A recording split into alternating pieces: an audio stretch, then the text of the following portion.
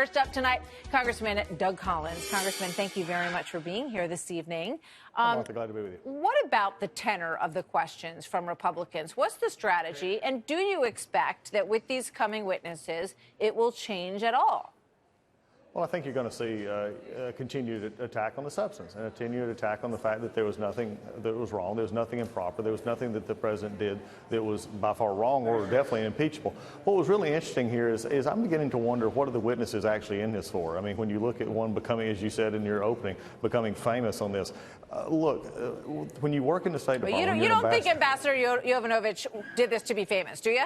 No, I don't. I think what's happening is there's becoming this movement around these hearings, and those who are so desperately wanting to get this president, so desperately wanting to find something wrong, that they're willing to just build this narrative around what superheroes. Think about how they're being portrayed as these patriots, and people come forward, and if anybody steps forward and says anything about Collins, that's exactly what I'm asking you, because I hear some rumblings among some on your side of the aisle who are dissatisfied that these folks are not being pushed a little bit harder about their policy differences with the president. And, you know, they always talk about the deep state and they're all part of it. So it might be good to hear at least a few questions that might answer that to some extent. No?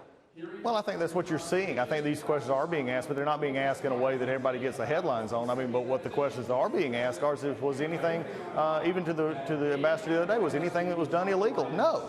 I mean, how much more could a bombshell could you have from a party who is wanting to impeach the president saying he did something illegal with a very ambassador? Yeah, but we know it's not a legal or illegal question. It's a political question, right? I mean, if you want to go into that, then we got a bigger problem. Then we got a bigger problem here, Martha, because again, this is what the founding fathers actually warned us against, was a political impeachment in which you just go after them because you don't like them or because you don't like their politics. This is a problem we have to face, and American people need to see this clearly for what it is. We can ask questions however we want to, but Adam Schiff is controlling this narrative because he wants one side out. Now, look, this thing is not over. We're going to continue to see a lot of witnesses this week. We're going to see a lot of them who are going to be interesting in some contradictions and seeing the fact that what was happening here in the focus of what the president did. Let's get this back to what the president did, not the theatrics around it. If he wants to remove somebody, he can. It's his job. He can remove an ambassador whenever he wants to. He can have differences of opinion with his own State Department or even his own Defense Department. Well, that's why I'm asking, you know, why there weren't questions about, you know, how she was carrying out the policy, what kind of corruption was she successful at stopping? Were there reasons, legitimate reasons? I have a question, you know, as a person who watches this whole thing, as to what she would say about that. So Colonel Vindman, Byron York wrote a piece on this saying that he thinks Democrats might not get the witness that they expect here, and that in the transcript he spoke with a lot of, his transcript testimony was filled with opinion, impressions. He had little new to offer on who withheld important information from the committee, and that he seemed to, you know, be somewhat disgruntled and dissatisfied in a number of ways. Do you think that he will be asked about that?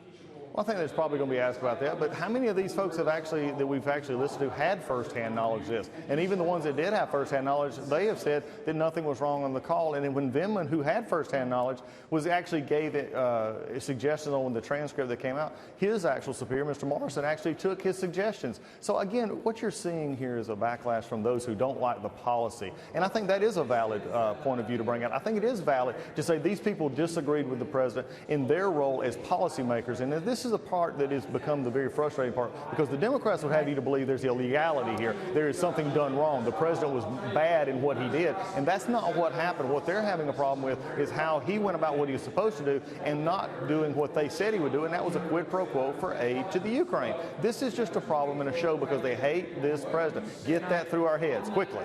Congressman Collins, thank you very much. We'll be watching tomorrow. Thank you for being here tonight. Good. Thanks, Martha.